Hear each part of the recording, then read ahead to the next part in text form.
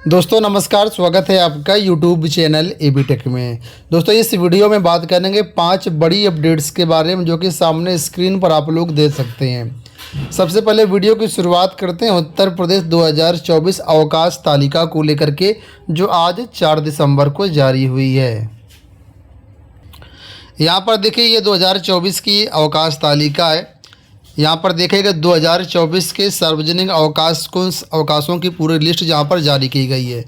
जनवरी में मात्र एक अवकाश दिया गया है 25 जनवरी का, और 26 जनवरी को तो वैसे भी विद्यालय में उपस्थित रहना अनिवार्य होता है, उस दिन तो अवकाश मना ही नहीं सकते हैं। फरवरी में कोई भी अवकाश नहीं है। इसके बाद मार्च में ये 4 अवकाश मिलेंगे आपको। इसके बाद अप्रैल में यहाँ पर 2 अवकाश दिए गए हैं और 2 अवकाश यहाँ पर हैं। ठीक है, अप्रैल में 2 अवकाश हैं। इसके बाद मई बुद्ध पूर्णिमा पड़ेगी। इसके बाद जून बकरीद पड़ेगी। जुलाई में मात्र एक अवकाश है 17 जुलाई का, मुहर्रम का। इसके बाद अगस्त में यहाँ पर 3 अवकाश हैं। ठीक है, स्वतंत्रता दिवस ये अवकाश नहीं होता है, आप लोग जानते हैं। रक्षाबंधन, जन्माष्टमी 2 का अवकाश यहाँ पड़ेंगे। इसके बाद सितंबर में एक अवकाश यहाँ पड़ेगा 12 वफात का। इसके बाद अक्टूबर में भी 2 अवकाश हैं। महात्मा गांधी जयंती, इसको भी मनाना होता है विद्यालय में, और 12 अक्टूबर को दशहरा का मात्र 1 दिन का अवकाश है। इसके बाद दीपावली का अवकाश 31 अक्टूबर को है, 1 दिन का। इसके बाद नवंबर में 3 अवकाश दिए गए हैं, जिसमें से रविवार 1 दिन पड़ जाएगा तो 2 ही बचेंगे। इसके बाद 25 दिसंबर का एक क्रिसमस डे का अवकाश है। तो कुल यहाँ पर 24 अवकाश दिए गए। इसमें कम से कम 4 से 5 अवकाश ऐसे हैं जहाँ पर संडे पड़ रहा है, और 3 ऐसे अवकाश हैं जैसे कि 15 अगस्त, 26 जनवरी महात्मा गांधी अवकाश। या शिक्षकों के लिए अवकाश नहीं होते हैं, इस दिन विद्यालय उपस्थित रहना अनिवार्य होता है। ठीक है, तो ये अवकाश तालिका जारी की गई। इसके बाद यहाँ पर निर्बंधित अवकाश की लिस्ट जारी की गई है। तो निर्बंधित में भी 1 या 2 अवकाश दे होते हैं, जो भी आपके विद्यालय द्वारा या आपके संस्थान द्वारा दिए जाएँ। इसके बाद एक कार्यकारी अवकाशों की लिस्ट है। अब इसमें जो लोकल अवकाश होते हैं, जो स्थानीय अवकाश होते हैं, उसमें 3 अवकाश जिलाधिकारी अपने स्तर से दे सकते हैं। तो ये उत्तर प्रदेश के सामान्य प्रशासन विभाग की तरफ से जारी की गई, जो कि सभी विभागों के लिए मान्य होगा। अभी इसमें विभागवार जो अवकाश है वो अवकाश तालिका अलग से जारी होगी। बात कर लेते हैं यूजीसी नेट एडमिट कार्ड को लेकर के। तो यूजीसी नेट दिसंबर 2023 एग्ज़ाम के लिए एडमिट कार्ड जारी कर दिए गए हैं। अभी फ़िलहाल 6, 7, 8 दिसंबर को जिसका एग्ज़ाम होना है उसी के एडमिट कार्ड यहाँ पर जारी किए गए हैं। तो यहाँ से आप लोग अपना एप्लीकेशन नंबर, पासवर्ड डाल करके अपना एडमिट कार्ड डाउनलोड कर सकते हैं। पासवर्ड भूल गए हैं या एप्लीकेशन नंबर भूल गए हैं तो यहाँ से आप उनको रिकवर भी कर सकते हैं। governmentjobcenter.com पर जा कर के भी आप अपना एडमिट कार्ड डाउनलोड कर सकते हैं। बात कर लेते हैं सीटेट दिसंबर 2023 या जनवरी 2024 एग्ज़ाम के बारे में। तो यहाँ पर करेक्शन के लिए बहुत साथी इंतज़ार कर रहे थे। तो फाइनली आप लोग जानते हैं कि 1 दिसंबर तक फॉर्म भराए गए यहाँ पर, और अब यहाँ पर संशोधन करने के लिए जो पोर्टल है खोल दिया गया है। यहाँ पर अगर आप देखेंगे तो आपको ब्लिंक करता हुआ मिल जाएगा करेक्शन विंडो के लिए। ठीक है, और नीचे भी यहाँ पर आपको लिंक मिल जाएगा जहाँ से जाकर के अपने फॉर्म में आप लोग संशोधन कर सकते हैं।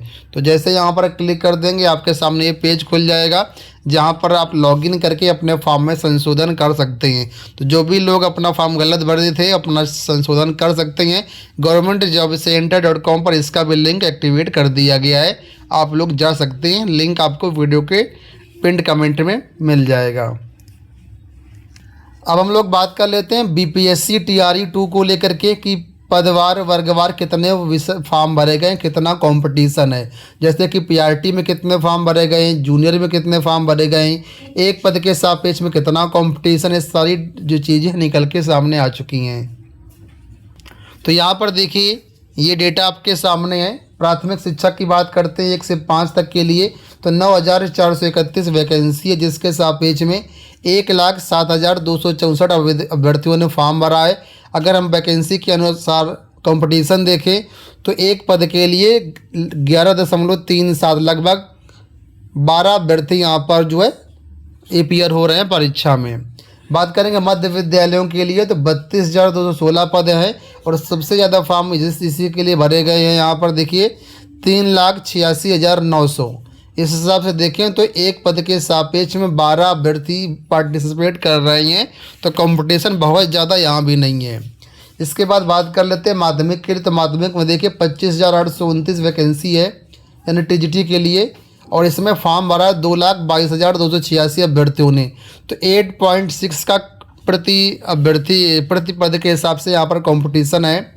बात कर लेते हैं पीजीटी लेवल की। तो पीजीटी में देखिए 53,727 पद यहाँ पर भर्ती के लिए आए हुए हैं, और यहाँ पर जो फॉर्म भरे गए हैं देखिए कितने फॉर्म भरे गए हैं, 1,08,564। सबसे कम फॉर्म इसी के लिए भरे गए हैं अगर वैकेंसी के हिसाब से देखें। और कंपटीशन की बात करें तो मात्र 2 कंपटीशन है, मतलब एक पद के सापेक्ष में 2 अभ्यर्थी यहाँ पर दावेदारी करेंगे। हालांकि यहाँ पर विषयवार भर्ती है तो किसी विषय में कम या ज़्यादा भी हो सकता है।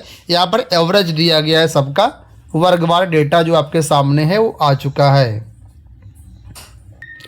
अब यहाँ पर देखिए मंडी परिषद के बारे में अपडेट है। आज 4 दिसंबर को यूपी SSSC की तरफ से नोटिस जारी की गई है, और इस नोटिस में मंडी परिषद के अभ्यर्थियों के बारे में कई तरह की अपडेट है, कई सारी सूचनाएं हैं। तो सारी चीज़ों को हम देखेंगे यहाँ पर। देखिए पहले बताया गया कि भर्ती 2018 में आई थी, विज्ञापन संख्या है 5 परीक्षा बटे 2018, ठीक है। इस परीक्षा के लिए 2 दिसंबर 2021 को लिखा है कि अभिलेख परीक्षण हेतु चिन्हित अभ्यर्थियों का परिणाम जारी किया गया था। जो अभिलेख परीक्षण के लिए पात्र थे उनका परिणाम जारी किया गया था, ठीक है। इसके बाद 5 अगस्त 2023 को नोटिस जारी की गई थी, जिसमें जो अभ्यर्थी थे उनका अभिलेख परीक्षण के लिए 44 चिन्हित अभ्यर्थियों की लिस्ट शामिल की गई, जिसमें बताया गया इन 44 अभ्यर्थियों का जो परिणाम है वो जांच के अधीन रहेगा, और बाद में उनको जो हम पृथक सूचना निर्गत करेंगे, कब इनकी जांच अलग से करवाई जाएगी। इसके बाद बताया है कि 8 सितंबर 2023 द्वारा जांच के दिन रखे गए 44 अभ्यर्थियों को सुनवाई के लिए 15 सितंबर एवं 16 सितंबर को एक कमेटी गठित की गई थी, जहां पर प्रस्तुत होकर के अपना पक्ष प्रस्तुत करना था। उनके लिए अवसर दिया गया था कि अपना जो पक्ष है वो प्रस्तुत करें। तो यहाँ पर बताया कि उन 44 अभ्यर्थियों में से 15 ऐसे अभ्यर्थी हैं जो जांच में पाए गए तथ्यों के आधार पर अनुचित साधन प्रयोग करते हुए पाए गए हैं। तो ऐसे अभ्यर्थियों को यहाँ पर डिबार किए जाने का निर्णय लिया गया है। ये जो 15 अभ्यर्थी उनका रोल नंबर यहाँ पर दिए गए, इन छात्रों को डिबार कर दिया गया है, 44 में से 15।